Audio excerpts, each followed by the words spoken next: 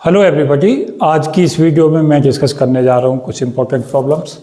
तो इसमें मैं 11 प्रॉब्लम डिस्कस करूँगा, जिनमें से कुछ प्रॉब्लम्स जो है वो सेट के एग्ज़ाम से ली गई हैं और आंसर की मैं कुछ मिस्टेक्स मैं देख रहा हूँ काफ़ी हाई लेवल पे गुजरात सेट के में। तो वहाँ से कुछ क्वेश्चंस हैं जिनमें बिल्कुल सीधे सीधे आंसर सही होने चाहिए थे, वो भी गलत हैं। और बाकी कुछ क्वेश्चंस जो है इसमें यूपी असिस्टेंट प्रोफेसर से लिए गए हैं पिछली बार से। तो मुझे उम्मीद है कि ये जो की आ रही हैं उनमें थोड़ा करेक्शन पर ध्यान दिया जाएगा, ऐसी मुझे उम्मीद है। और बच्चे जिन्होंने ये सेट का एग्ज़ाम दिया है वो इसके नीचे कमेंट करें कि वो भी जो मुझे उम्मीद है जो मैं आंसर दूंगा वही लगा के आए होंगे। तो इसमें पहला जो क्वेश्चन मैं डिस्कस कर रहा हूँ वो लॉग जैक दे रखा है π²/45v kVt की पावर क्यूब अपॉन h का क्यूब SC क्यूब, और C भी पूछा है कि T की पावर अल्फा पे है। ये ब्लैक बॉडी रेडिएशन का पार्टीशन फंक्शन है जैक यहाँ पे, V वॉल्यूम है ब्लैक बॉडी का, T वहाँ टेम्परेचर है, और CV की डिपेंडेंसी पूछी गई है। तो काफ़ी बार ये क्वेश्चन पूछा जाता है। तो यहाँ पे मैं बताना चाहूँगा कि ये जब भी आप कोई भी कम्पिटिटिव एग्जाम दें तो इसका ये पार्टीशन फंक्शन ब्लैक बॉडी का ज़रूर याद करके जाएँ, ये एक इम्पोर्टेंट रिजल्ट है। चाहे गेट नेट के भी स्टूडेंट्स हैं वो भी ध्यान रखें कि ये काफ़ी इंपॉर्टेंट रिजल्ट है, आगे तक आपके काम आने वाला है। तो इसको सदा रिमेंबर रखें, लॉग जैक इक्वल टू π²/45v kVt की पावर क्यूब h का क्यूब C क्यूब। ये पहले भी क्वेश्चन कई कंपटीशंस में पूछा जा चुका है। तो यहाँ पे जब भी हम जैक हमें गिवन हो तो हमें फॉर्मूला पता है कि जो एनर्जी का फॉर्मूला होता है वो हमारा होता है kV × T² del/del और लॉग जैक। ये हमारा एक्सप्रेशंस होता है पार्टीशन फंक्शन और एनर्जी के बीच में। के भी यहाँ बोल्ट्जमैन कांस्टेंट है, टी टेम्परेचर है, और जैक यहाँ पार्टीशन फंक्शन है। तो लॉग जैक की वैल्यू यहाँ पे सिंपली हमें गिवन है, तो एनर्जी यहाँ से पहले कैलकुलेट कर लें। तो ये आ जाएगा kVt² del/del। और लॉग जैक में जब इस वैल्यू को पुट करेंगे तो ये आ जाएगा हमारा π²/45v और kVt की पावर क्यूब, और ये आ जाएगा h का क्यूब और C क्यूब। इस तरीक़ा से इसे लें। ये बाकी टेम्परेचर के हिसाब से देखा जाए तो सारा जो क्वांटिटी है वो सब कांस्टेंट की तरह बिहेव करेगी। तो अगर टेम्परेचर के तौर पर डिपेंडेंसी में हम देखें तो T² डिपेंडेंसी तो यहाँ से आ रही है, और जब T की पावर क्यूब का हम डिफ्रेंसिएशन T के रेस्पेक्ट करेंगे तो T² यहाँ से बनेगा। तो ये T² और T² का मतलब है T की पावर 4। जो एनर्जी है वो T की पावर 4 पर निर्भर करेगी। तो कई बार क्वेश्चंस पूछा जाता है। ये बेसिकली जो एक्सप्रेशंस है वो बाकी कुछ नहीं, स्टीफन्स लॉ है कि ब्लैक बॉडी के द्वारा जो एनर्जी रिजेक्ट होती है वो T की पावर 4 पर निर्भर करती है। और उसके बाद CV अगर हम देखें कि CV इसमें डिपेंडेंसी पूछी है, तो CV के लिए हम सिंपली del/del कर दें, क्योंकि एनर्जी का T के टेम्परेचर के रेस्पेक्ट डिफ्रेंसिएशन वो हमें CV प्रोवाइड करता है। तो ये हमारा सिंपली T क्यूब आ जाएगा। तो इस तरीक़ा से इसे करना था। काफ़ी बार क्वेश्चन इस पर पूछे जाते हैं। तो अगर एनर्जी पूछता है तो इस तरीक़ा से निकाल लें। इसी केस में अगर F पूछता है, क्योंकि मैं बताना चाहूँगा अगर F पूछता है तो F की वैल्यू को सिंपली F बराबर -n/kT लॉग जैक कर लें। ये एक्सप्रेशन है F का, F बराबर -n/kT लॉग जैक। ये मैग्नीट्यूड में देखेंगे तो F बराबर n/kT लॉग जैक होगा, और अगर साइन के साथ देखेंगे तो ये वैल्यू हमें ऑब्टेन हो जाएगी। उसके साथ अगर केमिकल पोटेंशियल हम निकालना चाहते हैं तो केमिकल पोटेंशियल जो होता है ब्लैक इसका फोटोन का वो 0 होता है, ये भी याद रखें। साथ साथ ये भी याद रखें कि जब जैक हमारा फंक्शन नहीं होता है n का तो केमिकल पोटेंशियल 0 आता है। साथ साथ जो हमारा U, F, GH ये चारों जो पैरामीटर हैं ये भी सब T की पावर 4 पर इसमें निर्भर करते हैं, ये भी याद रखें। एंट्रोपी S जो है वो भी हमारी T क्यूब पर डिपेंड करती है। CV भी हमारा T की पावर क्यूब पर डिपेंड करता है, और CV और S में जो रिलेशंस होता है CV की वैल्यू होती है हमारी 3S, ये भी याद रखें। तो ये काफ़ी बार पूछा जाता है एक्सप्रेशंस। तो CV = 3S। 2D में अगर पूछते हैं तो यहाँ पे एक एक पावर कम कर देते हैं। अगर 2D में ही ये क्वेश्चन पूछा जाता है तो याद रखें 2D के लिए वॉल्यूम की जगह एरिया आ जाएगा, और यहाँ T की पावर क्यूब की जगह T² आएगा। बाकी एक्सप्रेशंस ऐसे ही चलेंगे।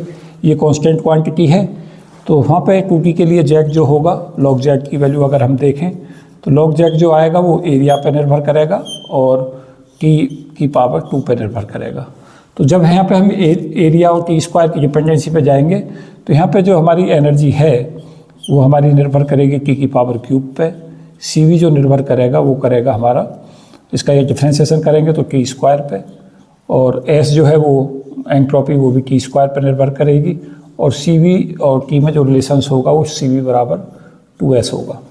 अगर यही ब्लैक बॉडी 1D में आ जाती है तो लॉग जेड जो है वो लेंथ पर निर्भर करेगा और टी पे निर्भर करेगा, या टी स्क्वायर की एक एक पावर कम करते चले जा जैसे जैसे डायमेंशन कम होती है।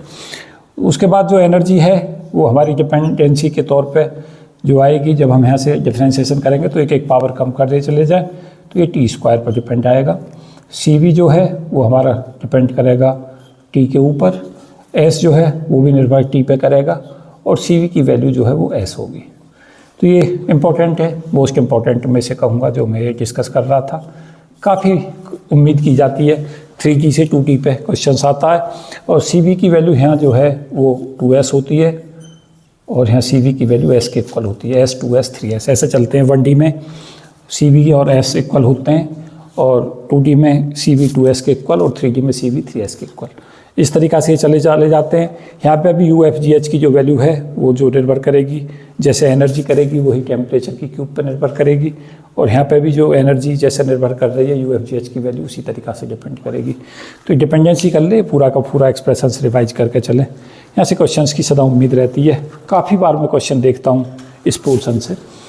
तो ये क्वेश्चन था, काफ़ी चीज़ें मैं इसमें रिवाइज करा रहा था। मुझे उम्मीद है कि ये निश्चित तौर से आपको लाभ देगा इस तरीक़ा के कंसेप्ट। इसमें एक क्वेश्चन जो इसमें फिर से पूछा गया इसी कंसेप्ट के ऊपर, वो एफ़ दे रखा था और उसके बाद एंट्रोपी एस पूछी थी। तो एफ़ की जो वैल्यू होती है वो हम सब जानते हैं, क्वेश्चन नंबर 2 डिस्कस कर रहा हूँ इसी का। एफ़ की जो वैल्यू दे रखी है क्वेश्चंस में वो दे रखी है F equal to NKT log, और ये वैल्यू आ रही है H cut omega upon KT या KVT कह दें। तो ये जो हमारा एन हार्मोनिक ऑसिलेटर के लिए एक्सप्रेशंस है, और ये हमारा जो हार्मोनिक ऑसिलेटर है एन वो 1 डायमेंशनल क्लासिकल हार्मोनिक ऑसिलेटर है। जो ये जेड की वैल्यू पार्टीशन फंक्शन जो है जहाँ तक मैं याद कर पा रहा हूँ वो रहता है KVT upon H cut omega, ये एक्सप्रेशंस रहता है। और एफ बराबर -NKT लॉग जेड जैसे ही हम करेंगे और माइनस साइन एडजस्ट करेंगे तो ये इस फॉर्म में हमें ऑब्टेन हो जाएगा। तो उसके बाद एनर्जी की वैल्यू अगर हमें यहाँ कैलकुलेट करनी हो तो एनर्जी कैलकुलेट करने के लिए हम क्या करेंगे, एनर्जी को U भी कहते हैं, इसकी जो वैल्यू हो जाएगी वो हो जाएगी हमारी NKT स्क्वायर और del/T लॉग जेड।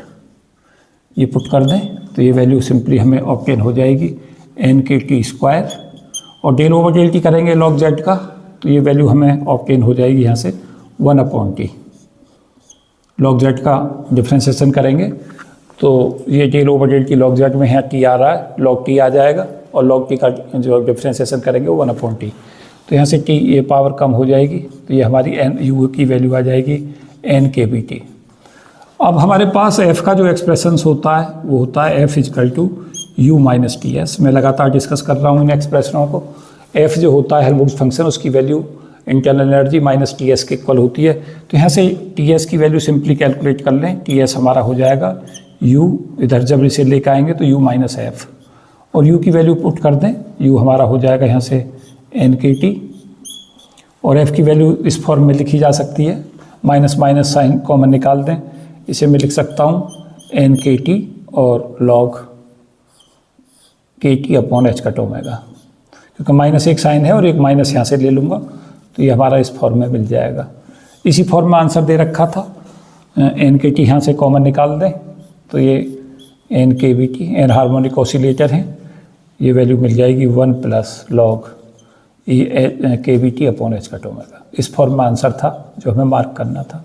तो काफ़ी क्वेश्चंस इस पे देखे जाते हैं, और दूसरा भी इसका एक तरीका होता है, अगर हम चाहें तो एंट्रोपी ऐसे निकाल लिए तो सीधा हम जो F है उसे T के रेस्पेक्ट डिफ्रेंशिएट कर दें तो S जो होता है हमारा वो होता है माइनस del/F अपॉन del/T। इससे भी एक बार करके देखें और यहाँ से देखें कि ये आंसर दोनों आपस में मैच करेंगे। तो इस फॉर्म में एंट्रोपी जब भी हमें F देता है, S देता है, तो यहाँ से भी हमें कैलकुलेट करनी होती है। तो काफ़ी इंपॉर्टेंट प्रॉब्लम इस पर बेस पूछी जाती हैं। क्वेश्चन नंबर 3 डिस्कस कर रहा हूँ और क्वेश्चंस में क्या कहा गया है, 3 डायमेंशनल फर्मी एनर्जी का एक्सप्रेशंस होता है और उसके अंदर फर्मी एनर्जी जो होती है, फर्मी एनर्जी की कुछ इंपॉर्टेंट चीज़ें भी याद रखें। फर्मी जो होती है वो हाईएस्ट एनर्जी होती है filled by electron at 0 kelvin. किसी केमिकल पोटेंशियल होता है 0 केल्विन के ऊपर। फर्मी एनर्जी की जो वैल्यू है वो डेंसिटी की पावर 2/3 पर डिपेंड करती है 3 डायमेंशन के लिए, ये भी याद रखें, ये भी इंपॉर्टेंट एक्सप्रेशंस है। तो यहाँ और फर्मी एनर्जी और फर्मी टेम्परेचर में रिलेशंस होता है EF बराबर KB × TF। तो फर्मी एनर्जी का जो जनरल एक्सप्रेशन है 3D में क्वेश्चन था, तो फर्मी एनर्जी का जो जनरल एक्सप्रेशन है वो Fermi energy equal to h²/2m और ये वैल्यू है 3n/8πb की पावर 2/3। तो ये फर्मी एनर्जी का एक्सप्रेशन है number of electron per unit volume. तो डेंसिटी इसी को कहते हैं और इसे स्मॉल n से दिखाते हैं, तो ये n की पावर 2/3 एक्सप्रेशन आ गया। और फर्मी एनर्जी जो होती है वो होती है हमारी KB × TF। ये भी याद रखें कि इसकी वैल्यू 1.53 इलेक्ट्रॉन वोल्ट से लेके 11.8 इलेक्ट्रॉन वोल्ट के लिए होती है। ये एल्यूमिनियम के लिए हाईएस्ट होती है और सीजियम के लिए लोएस्ट होती है 1.53 इलेक्ट्रॉन वोल्ट। तो फर्मी टेम्परेचर जो आएगा वो उसकी डिपेंडेंसी देख लें, ये हमारी डिपेंडेंसी आ जाएगी। फर्मी टेम्परेचर जो डिपेंड आ गया वो आ गया डेंसिटी की पावर 2/3। तो n की पावर 2/3 यहाँ पर क्या कहा गया था, 8 टाइम्स इंक्रीज कर देते हैं। तो अगर हम 8 टाइम्स इंक्रीज करेंगे तो यहाँ से देख लें 8 की पावर 2/3 टाइम्स जो है वो फर्मी टेम्परेचर इंक्रीज कर जाएगा, क्योंकि n इंक्रीज कर रहा है तो फर्मी टेम्परेचर भी इंक्रीज करेगा। तो जब 8 की पावर 2/3 हम यहाँ करेंगे, 8 टाइम्स इंक्रीज करेंगे तो 8 की पावर 2/3 से क्या होगा, 4 टाइम्स से इंक्रीज कर जाएगा। तो जब n की वैल्यू 8 टाइम्स इंक्रीज करेगी तो TF की जो वैल्यू है वो 4 टाइम्स इंक्रीज करेगी, 4 टाइम्स प्रोपोर्शनल हो जाएगी। तो ये क्वेश्चन था क्वेश्चन नंबर 3। साथ साथ ये भी याद रखें कि जो फर्मी एनर्जी फर्मी टेम्परेचर है उसमें रिलेशन होता है EF = KB × TF। और जो हमारा इलेक्ट्रॉनिक स्पेसिफिक हीट है वो भी निर्भर करती है, इसका एक्सप्रेशंस होता है π² kBT/EF × R।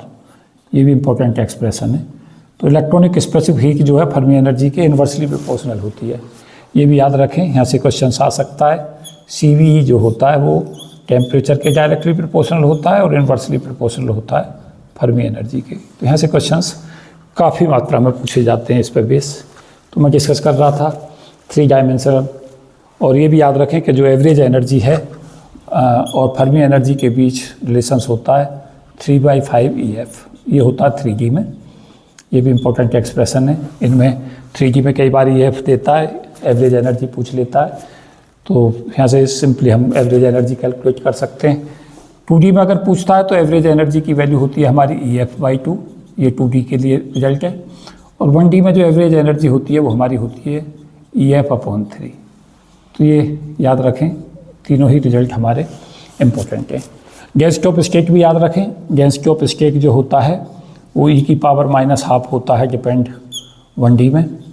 Independent upon E होता है E की पावर 0, इंडिपेंडेंट अपॉन E होता है ये E, ये होता है 2D में।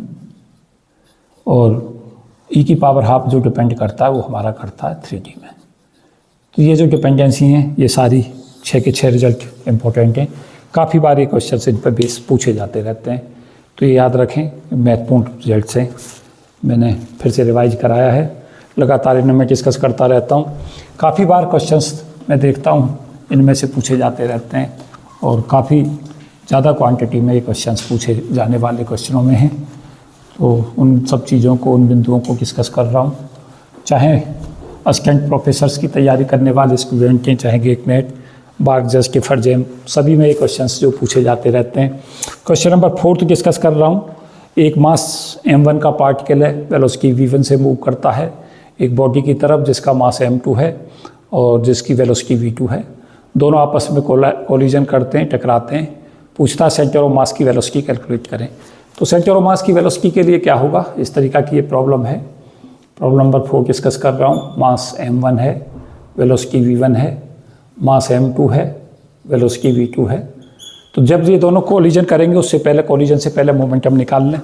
कॉलिजन से पहले जो मोमेंटम होगा वो होगा m1v1 plus m2v2। This is the momentum before the collision, क्योंकि इसका जो मोमेंटम होगा वो m1v1 होगा और इसका जो मोमेंटम होगा वो m2v2 होगा। दोनों जैसे ही कॉलिजन करेंगे तो दोनों टकरा के एक कंपोजिट बॉडी बनाएंगी और उसका जो मोमेंटम होगा, ये तो बिफोर कॉलिजन है, आफ्टर द कॉलिजन जो मोमेंटम होगा वो दोनों m1 प्लस m2 नेट मास हो जाएगा बॉडी का और वेलोसिटी सेंटर ऑफ मास की सिंपल कैलकुलेट हो जाएगी। VCM जो है उस कंपोजिट बॉडी की वेलोसिटी होगी, इसे हम सेंटर ऑफ मास की वेलोसिटी कहेंगे। तो VCM जो होगा इसे बराबर कर दें तो सेंटर ऑफ मास की जो वेलोसिटी है उसका फॉर्मूला होगा m1v1 plus m2v2 upon m1 plus m2। तो ये बहुत सिंपल सा क्वेश्चन है, इसे भी बहुत सारी कीओ में गलत दे देते हैं तो बड़ी दिक्कत होती है देख के आंसर्स इस टाइप के। मोमेंटम अगर पूछता है कि नेट मोमेंटम कैलकुलेट करें सेंटर ऑफ मास के रेस्पेक्ट, तो नेट मोमेंटम कैलकुलेट करने के लिए हम देखें सेंटर ऑफ मास फ्रेम में जो होगा वो नेट मोमेंटम 0 होगा। तो नेट मोमेंटम के लिए क्या करें, m1v1 डैश कह दें वेलोसिटी कॉलिजन के बाद पहले पार्टिकल की, और दूसरे की को v2 डैश कह दें। तो ये हमारा आ जाएगा m1 और v1 डैश हमारा हो जाएगा सेंटर ऑफ मास के respect v1 minus VCM plus m2 और ये वैल्यू हो जाएगी v2 माइनस VCM। ये सिंपली ले लें, उसके बाद इसे VCM की वैल्यू को पुट कर दें इसके अंदर, तो ये आ जाएगा m1v1 प्लस m2v2, ये आ गया, माइनस कॉमन निकाल दें m1 प्लस m2 और VCM आ जाएगा ये कॉमन। तो यहाँ से ये सिंपली कैलकुलेट हो जाएगा net momentum with respect to centre of mass, with respect to centre of mass दोनों बॉडियों का। तो ये m2v2 minus m1 plus m2 और VCM की वैल्यू पुट कर दें, वही वैल्यू हो जाएगी m1v1 plus m2v2 upon m1 plus m2। ये दोनों कैंसिल हो जाएंगे टर्म, तो ये 0 आ जाएगा। तो ये 0 मोमेंटम फ्रेम ऑफ रेफरेंस कहलाता है और सेंटर ऑफ मास के रेस्पेक्ट जो है नेट मोमेंटम वो 0 रहता है। तो याद रखें सेंटर ऑफ मास की वेलोसिटी का जनरल एक्सप्रेशन यही होगा। अगर m1v1 m2v2 देता तो यहाँ से कैलकुलेट करें, और नेट मोमेंटम सेंटर ऑफ मास के रेस्पेक्ट कहता है तो 0 लगाएं और 0 उसका नेट मोमेंटम होगा, इसलिए इसे 0 मोमेंटम जो मोमेंटम फ्रेम ऑफ रेफरेंस भी कहते हैं। तो क्वेश्चन नंबर 4 में डिस्कस कर रहा था, काफ़ी बार पूछा जाता है कॉम्पिटिशन्स में। सभी ये क्वेश्चंस ऐसे हैं जो ज़्यादातर इन पर बेस इस टाइप की प्रॉब्लम्स पूछी जाती रहती हैं। इंडिया के जितने भी एग्ज़ाम होते हैं, जितने असिस्टेंट प्रोफेसर, सेट के, गेट, नेट, मार्क, जेस्ट के, सभी कॉम्पिटिशन्स में जो ये मैं चीज़ें डिस्कस कर रहा हूँ सभी के लिए काफ़ी महत्वपूर्ण है, क्योंकि इस पर बेस जो प्रॉब्लम्स हैं वो सब जगह पूछी जाती रहती हैं। प्रॉब्लम 5 डिस्कस कर रहा हूँ। रेसिड्यू हमें कैलकुलेट करनी है z बराबर 1 पे, सिंपल पोल है तो सिंपल जो कैलकुलेट करेंगे वो limit z tends to 1 z minus 1 into FZ, ये जो है रेसिड्यू होगी जो हम कैलकुलेट करेंगे। तो रेसिड्यू पूछिए फंक्शन की, यहाँ पर पुट कर दें लिमिट z टेंड्स टू 1 और z माइनस 1 और FZ की वैल्यू पुट कर लें 4z स्क्वायर अपॉन z की पावर 11 प्लस 2 और z माइनस 1। तो z माइनस 1 को z माइनस 1 से करें और z की वैल्यू को 1 पुट कर दें इस पूरे एक्सप्रेशंस में, तो ये आ जाएगा 4 इंटू 1 का स्क्वायर अपॉन 1 की पावर 11 प्लस 2, ये वैल्यू आ गई। ये ऊपर से आ जाएगा 4, 1 स्क्वायर 1 होगा और 1 की पावर 11 भी 1 होगा, तो ये 4/3 इसका आंसर होगा। तो इस तरीक़ा से इसे करना है। जब भी सिंपल पोल की प्रॉब्लम आए तो सदा इसी फॉर्म से हमें कैलकुलेट करना है। अगर z बराबर a पे पूछता है, सिंपल पोल है, तो limit z tends to a z minus a FZ calculate कर लेते हैं, वही हमारी रेसिड्यू होती है। तो प्रॉब्लम नंबर 5 डिस्कस कर रहा था। क्वेश्चन नंबर 6 डिस्कस कर रहा हूँ, हाइपर चार्ज। मैं देख रहा था कि अभी जल्दी में 2 सेट के मैंने पेपर देखे, हाइपर चार्ज दोनों में पूछा गया। हाइपर चार्ज जो होता है y, वो होता है हमारा स्ट्रेंजनेस नंबर और बैरियर नंबर, इनका दोनों का सम। MP सेट में जब क्वेश्चन पूछा गया तो बस केवल इतना पूछा गया था कि स्ट्रेंजनेस नंबर जो होती है वो y माइनस b के इक्वल होती है। तो strangeness number equal to hypercharge और डिफरेंस जो बैरियर नंबर का, इन दोनों का जो अंतर है वो स्ट्रेंजनेस नंबर होता है। इसमें जो क्वेश्चन दिया जो कि मैं आया वो बड़ा एब्सर्ड सा आंसर था। न्यूट्रॉन का हाइपर चार्ज जो है वो हमें कैलकुलेट करना है। हम सब जानते हैं न्यूट्रॉन एक वेल नोन पार्टिकल है, इसका स्ट्रेनथ नंबर 0 होता है। बैरियन कैटेगरी में आता है न्यूट्रॉन, तो बैरियन नंबर इसका 1 होता है। तो y की वैल्यू अगर s प्लस बी या से चेक करेंगे तो y की वैल्यू 1 होगी।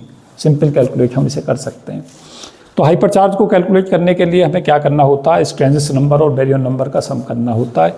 और एक बहुत ही इंपॉर्टेंट एक्सप्रेशन में यहाँ डिस्कस कर रहा हूँ, Q equal to E(I3) plus B/2 plus S/2।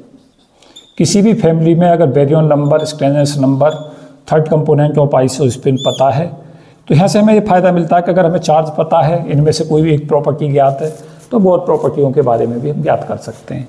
तो यहाँ से काफ़ी क्वेश्चंस जो है वो पूछे जाते हैं। तो यहाँ से भी हम कैलकुलेट करके देख सकते हैं कि अगर हम देखना चाहें कि न्यूट्रॉन का जो चार्ज है वो 0 है, E कर दें। थर्ड कंपोनेंट ऑफ आइसोस्पिन जो होता है न्यूट्रॉन का, कोई बता सकता है कितना होता है? 2i प्लस, जो हमारे पास 2i+1 होता है फैमिली में, मेंबरों की संख्या होती है 2, तो i की वैल्यू यहाँ से कितनी हो गई? हाफ। ये आइसोस्पिन हो गया। थर्ड कंपोनेंट ऑफ आइसोस्पिन 2 होंगे, हाफ और माइनस हाफ। और ये तो हो जाएगा हमारा किसके लिए? ये प्रोटॉन का, दिस गुड, ये न्यूट्रॉन का। तो ये पुट कर दें, यहाँ पर I3 की वैल्यू -1 रखें न्यूट्रॉन के लिए। बैरियन की वैल्यू को जो है, बैरियन नंबर 1 होता ही है इसका, प्लस S/2। तो यहाँ से हम इसे सिंपल कैलकुलेट भी कर सकते हैं और ये कटने के बाद S0 आ जाएगा। तो S इजकल टू 0। तो स्ट्रेनथ नंबर सदा न्यूट्रॉन का वो 0 होता है, Y जो है वो 1 होता है। और बैरियन फैमिली का है, बैरियन नंबर 1 होगा, तो Y जब हम कैलकुलेट करेंगे तो S प्लस बी या B प्लस S करेंगे तो वैल्यू 1 दे देगा। तो इस तरीक़ा से हम इसे कैलकुलेट कर सकते हैं। तो सदा ये 2 फॉर्मूले न्यूक्लियर पार्टिकल फिजिक्स के लिए इंपॉर्टेंट हैं, दोनों को सदा करके जाएं। I3 third component of isospin, B Baryon number, S strength number और Q is the charge on the particle, E electronic charge है। तो यहाँ से भी क्वेश्चंस मैं देखता हूँ इस फॉर्मूले पे बेस, इन दोनों के एप्लीकेशंस पे लगातार पूछे जाते रहते हैं। तो इम्पोर्टेंट एक्सप्रेशंस है, ख़ास तौर से सबसे ज़्यादा यूज करने वाला एक्सप्रेशन है Q बराबर E और ब्रैकेट में I3 plus B/2 plus S/2, काफ़ी पूछा जाता है। क्वेश्चन नंबर 7 पॉलीस्पिन मैट्रिक्स का क्वेश्चन है। Sigma x, sigma y, sigma z दे रखे हैं। तो याद रखें कि पॉलीस्पिन मैट्रिक्स जो होती हैं वो 2/2 की होती हैं। साथ साथ ये याद रखें कि इसका ट्रेस 0 होता है, सम ऑफ डायगोनल एलिमेंट सदा 0 होते हैं, क्योंकि इसका सम ऑफ डायगोनल एलिमेंट 0 + 0 करेंगे, इसका 0 + 0 करेंगे तो 0, इसका करेंगे तो 1 - 1 ये जुड़ के 0 हो जाएगा। तो ट्रेस जो है इनका, ट्रेस होता है सम ऑफ आइगन वैल्यू। तो सम ऑफ आइगन वैल्यू जो है इनका वो भी हमारा क्या होता है? 0 होता है। उसके साथ साथ ये याद रखें कि ये जो हर्मिशन मैट्रिक्स होती हैं, अगर हम इनकी आइगन वैल्यू कैलकुलेट करें तो आइगन वैल्यू +-1 आती हैं, और आइगन वैल्यू +-1 आने का मतलब ये मैट्रिक्स हर्मिशन मैट्रिक्स है, क्योंकि रियल आइगन वैल्यू ये प्रोवाइड करता है। उसके अलावा ये याद रखें कि ये हमारा सिग्मा x, सिग्मा y की वैल्यू I सिग्मा z होती है, सिग्मा y, सिग्मा z की वैल्यू I सिग्मा x होती है। इस तरीक़ा से ये वैल्यूज करते हैं। Sigma x square, sigma y square, sigma z square ये सब 1 होती हैं। और ये एंटी सिमेट्रिक मैट्रिक्स होती है, सिग्मा x, सिग्मा y की value minus sigma x, sigma y। और यहाँ से क्वेश्चंस रेगुलर पूछे जाते हैं। यूपी में जब ये क्वेश्चंस आया तो इसके 2 आंसर करेक्ट थे। एक ये वाला भी आंसर सही था, सिग्मा x, सिग्मा y बराबर minus sigma y, sigma x, ये इस तरीक़ा से आएगा, minus sigma y, sigma x। और एक ये था सिग्मा x, सिग्मा y बराबर I सिग्मा z। क्योंकि ये दोनों ही आंसर दे रखे थे अल्टरनेट्स में, तो ये दोनों ही आंसर इसके सही थे। बाद में ये क्वेश्चन को डिलीट कर दिया गया और सभी को इसके नंबर दे दिए गए। तो इस तरीक़ा का ये क्वेश्चन था। क्वेश्चन नंबर 8 बता रहा हूँ। लैम्डा के सदा एक्सप्रेशंस याद रखें, सभी के लिए इंपॉर्टेंट हैं। मैं कुछ इंपॉर्टेंट रिजल्ट डिस्कस कर रहा हूँ। लैम्डा का जनरल एक्सप्रेशंस जो होता है वो हमारा H/P होता है। Lambda de Broglie wavelength, P momentum होता है।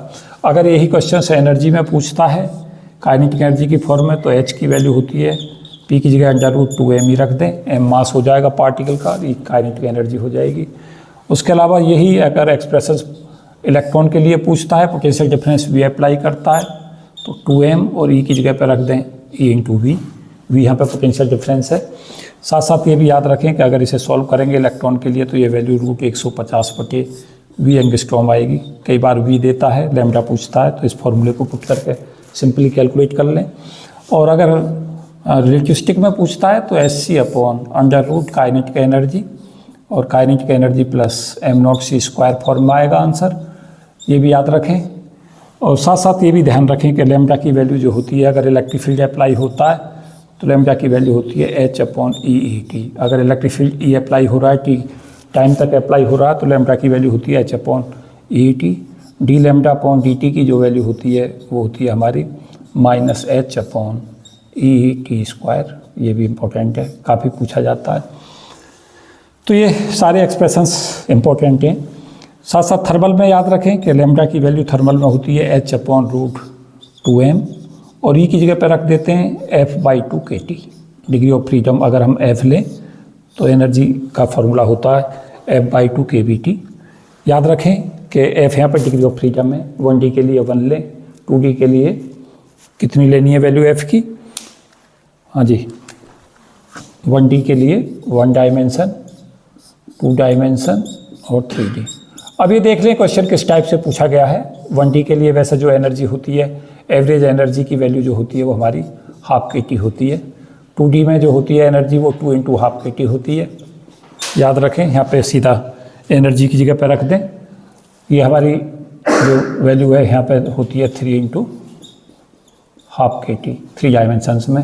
फिर मोनो एटॉमिक और गैसेज के लिए हम लेके चलते हैं, मोनो एटॉमिक होती हैं, डाई एटॉमिक होती हैं, ट्राई एटॉमिक होती हैं। तो F की वैल्यू मोनो एटॉमिक में 3 होती है, डाई एटॉमिक में 5 होती है और ट्राई एटॉमिक में 6 होती है। इसमें ट्रांसलेटरी मोशन होती है, इसमें ट्रांसलेटरी प्लस रोटेटरी होती है, इसमें ट्रांसलेटरी प्लस रोटेटरी होती है। और ज़्यादा टेम्परेचर अगर हम बढ़ा देते हैं तो 7 तक चली जाती है, क्योंकि वाइब्रेशन भी शुरू हो जाते हैं। तो ये भी याद रखें, ये काफ़ी इंपॉर्टेंट गैदरिंग है। सारे फार्मूले मैंने एक जगह पे कलेक्ट करा दिए हैं, तो मुझे उम्मीद है कि इन्हें सब रिवाइज करके आप जाएंगे जब भी आप पेपर देने जाएंगे। तो यहाँ से क्वेश्चंस रेगुलर इंटरवल पर पूछा जाता है। ये एक चीज़ मैं साथ साथ ये भी बताना चाहूँगा कि एक्सप्रेशनों में थोड़ा सा ये भी ध्यान रखें कि जो हमारे एक्सप्रेशंस हैं उनमें कौन सी टर्म्स जो है वो कौन सी टर्म का क्या मतलब है। कई बार क्या होता है, फॉर्मूला पता होता है लेकिन उसमें हमें क्या नहीं पता होता कि इसका मतलब क्या है। तो F यहाँ पर डिग्री ऑफ फ्रीडम को नोट कर रही थी। FET में याद रखें, ये 2-3 क्वेश्चन में और डिस्कस करने जा रहा हूँ। फील्ड इफेक्ट ट्रांजिस्टर जो होता है वोल्टेज कंट्रोल डिवाइस होती है, क्योंकि जो हमारा इनपुट वोल्टेज है वो करंट को कंट्रोल करता है, ड्रेन करंट को। इसमें जो फेट के अंदर हाई इनपुट इम्पीडेंस होता है, वोल्टेज ड्राइवन डिवाइस होती है। साथ साथ याद रखें कि इसके अंदर चार्ज कैरियर एक होता है। ये जो इसके अंदर चार्ज कैरियर या तो इलेक्ट्रॉन ही होता है या होल होता है। नॉइज लेवल इसमें कम होता है और इनपुट इम्पीडेंस ज़्यादा होता है। तो ये सब चीज़ें हमें पता होनी चाहिए। इसके अंदर एक हमारे पास सोर्स होता है, एक ड्रेन होता है, एक गेट होता है। तो गेट वोल्टेज से हम करंट, ड्रेन करंट को कंट्रोल करते हैं। तो वहाँ पर जब वोल्टेज चेंज करते हैं हम इनपुट के ऊपर, गेट के ऊपर, तो हमारी ड्रेन करंट तेज़ी के साथ चेंज होती है। तो इसलिए से हम वोल्टेज कंट्रोल डिवाइस कहते हैं। ट्रांजिस्टर्स जो होता है वो हमारा करंट कंट्रोल होता है, क्योंकि वहाँ पर करंट का कंट्रोल होता है। इनपुट करंट जो है वो इनपुट आउटपुट जो करंट है उसको कंट्रोल करती है। तो करंट कंट्रोल से हम बोलते हैं। क्वेश्चन नंबर 10 में बी सोलिनॉइड कहा है। तो याद रखें कि अगर हम 10th की बात करें तो बी सोलिनॉइड है, डाइवर्जेंस बी जो होता है वो हमारा 0 होता है। बी सोलिनॉइड का मतलब होता है कि अगर हम मैग्नेटिक फील्ड लें तो उसका डाइवर्जेंस सदा 0 होगा, और इसका मतलब होता है मैग्नेटिक मोनोपोल एग्जिस्ट नहीं करता। अगर हम मैग्नेट को तोड़ें बार बार तो उसका नॉर्थ और साउथ पोल अलग अलग सेपरेट नहीं होता, वो लगातार नॉर्थ और साउथ पोल अटैच रहते हैं। तो इस जैसे हम क्या करें कि एक मैग्नेट देखें, इस तरीक़ा से एक मैग्नेट लें, नॉर्थ और साउथ लें। अगर इसे ब्रेक कर देते हैं तो ये साउथ पोल हो जाएगा, इधर ये नॉर्थ पोल हो जाएगा। तो एक मैग्नेट ये बन जाएगी, एक ये बन जाएगी। तो magnetic monopole does not exist, इसका मतलब डाइवर्जेंस भी 0 है। तो इसका डिफ्रेंसिएशन जो है डाइवर्जेंस का XYZ के रेस्पेक्ट के हैं और उसे कैलकुलेट करें तो नेट फ्लक्स जो होता है वो हमारा 0 होता है। मीन्स क्लोज लूप बनाती हैं, या तो magnetic line of force infinity को जाती हैं या वो क्लोज लूप बनाती हैं, ये इसका मतलब होता है। तो डाइवर्जेंस B × dV कर दें, वॉल्यूम एलिमेंट dV से मल्टीप्लाई करें तो भी ये 0 आएगा। इंटीग्रेट कर दें वॉल्यूम के रेस्पेक्ट। उसके बाद हम क्या करें कि डाइवर्जेंस B dV को हम सिंपली क्या ले सकते हैं, B.ds ले सकते हैं। तो नेट मैग्नेटिक फ्लक्स जो होगा वो हमारा 0 होगा। तो ये क्वेश्चन पूछा गया था, ये हमें इसमें आंसर मार्क करके आना था। अगर हम इलेक्ट्रोस्टैटिक में जाते हैं तो वहाँ कर्ल ई जीरो होता है, ये भी याद रखें, ये कर्ल ई जीरो होता है इलेक्ट्रोस्टैटिक में।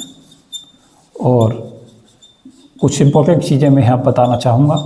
डाइवर्जेंस ई की जो वैल्यू होती है वो होती है हमारी रो अपॉन एप्सिलॉन नॉट, ये वैल्यू रहती है।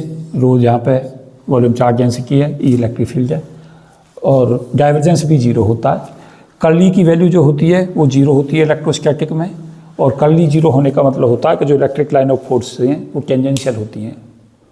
अगर लाइन ऑफ फोर्सेज पे हम टेंजेंट खींचे तो लाइन ऑफ जो इलेक्ट्रिक लाइन ऑफ फोर्स है उसकी वैल्यू उसको बताता है डायरेक्शन को, और रेडियल डायरेक्शन के अलग होती हैं जो इलेक्ट्रिक लाइन ऑफ फोर्सेज होती हैं। बी जो है वो क्लोज लूप बनाती हैं। तो याद रखें इन दोनों का फिजिकल मीनिंग भी ये रहता है। और अगर ईएमटी में हम जाते हैं तो याद रखें कर्ल ई की जो वैल्यू है वो हमारी होती है minus del V upon del T. इस एक्सप्रेशन से अगर हमें ई पता हो तो कर्ल ई कैलकुलेट करके कर्ल ई की वैल्यू कैलकुलेट कर लेते हैं, डी टी को इधर लाते हैं, माइनस से मल्टीप्लाई करते हैं, इंटीग्रेट करते हैं तो बी कैलकुलेट हो जाता है। तो इसी एक्सप्रेशन से जब ई देता है बी कैलकुलेट करते हैं, काफ़ी बार हमें ज़रूरत पड़ती है। और जब एस कैलकुलेट करना होता है पॉइंटिंग वेक्टर तो एस की वैल्यू को सिंपली ई क्रॉस एस से कैलकुलेट कर लेते हैं। तो याद रखें ये दोनों इंपॉर्टेंट एक्सप्रेशन हैं, लगातार पूछे जाते हैं, ये दोनों ईएमटी में अप्लाई होते हैं, ये याद रखें। साथ साथ ये भी याद रखें कि divergence J plus del rho upon del t की वैल्यू जीरो होती है। जे जहाँ पे करंट डेंसिटी है, रो यहाँ पे वॉल्यूम चार्ज डेंसिटी है। इक्वेशन ऑफ कंटिन्यूटी कहलाती है, काफ़ी बार ये पूछी जाती है। तो कुछ इंपॉर्टेंट चीज़ें मैं ईएमटी से यहाँ कवर अप कर रहा था, कुछ बता रहा था, अच्छे अच्छे इंपॉर्टेंट रिजल्ट्स। और बाकी क्वेश्चंस 11th जिसे मैं क्वेश्चन कहूँ, ये ऑर्थर बीजर से क्वेश्चन है, उसमें एक न्यूमेरिकल क्वेश्चन दिया हुआ है। और ऑर्थर बीजर से क्वेश्चंस आते हैं सीधे सीधे ऐसे सच पूछे जाते हैं कई सारे रिजल्ट। एल की वैल्यू लेंथ दे रखी है, पार्टिकल इन ए बॉक्स की 1 एंगस्ट्रॉम, इलेक्ट्रॉन है उसके अंदर, उसमें दिखाना कि एनर्जी जो 38 n स्क्वायर इलेक्ट्रॉन वोल्ट के इक्वल होती है। ये है एक्सप्रेशंस कि एनर्जी जो है वो 38 n स्क्वायर इलेक्ट्रॉन वोल्ट होती है। तो कैसे हम इसे कैलकुलेट करें? इसे कैलकुलेट करने के लिए सिंपली एनर्जी का फॉर्मूला होता है n square H square upon 8 ml square. L की वैल्यू को 1 एंगस्ट्रॉम रख दें, एच की वैल्यू को 6.62 गुणा 10⁻34 जूल इंटू सेकेंड रख दें, और एम की वैल्यू को इलेक्ट्रॉन के लिए कह रहा है तो एम रख दें 9.1 इंटू 10⁻31 kg। इन वैल्यूओं को पुट करके इसको सॉल्व कर दें तो हमारे पास ये पूरी वैल्यू कैलकुलेट हो जाएगी। अब क्योंकि एच की वैल्यू पता है, एम पता है, एल पता है, तो ये सॉल्व करके हमें जो वैल्यू मिलेगी वो 38 n स्क्वायर मिलेगी। साथ साथ ये याद रखें कि जब v की वैल्यू 0 होती है तो वेव फंक्शन साई जो होता है वो e की पावर आई एक्स फॉर्म में होता है, क्योंकि या तो कोसाइन फॉर्म में होगा या साइन फॉर्म में होगा। तो अगर e की पावर आई एक्स फॉर्म में होगा, और अगर हमारा v की वैल्यू एक्स स्क्वायर की फॉर्म में है, ये हार्मोनिक ऑसिलेटर के लिए होती है, तो साई जो होगा वो e की power minus x square by 2 form में होगा, और हर्माइट पोलिनोमियल पे भी निर्भर करता है h एंड x पे।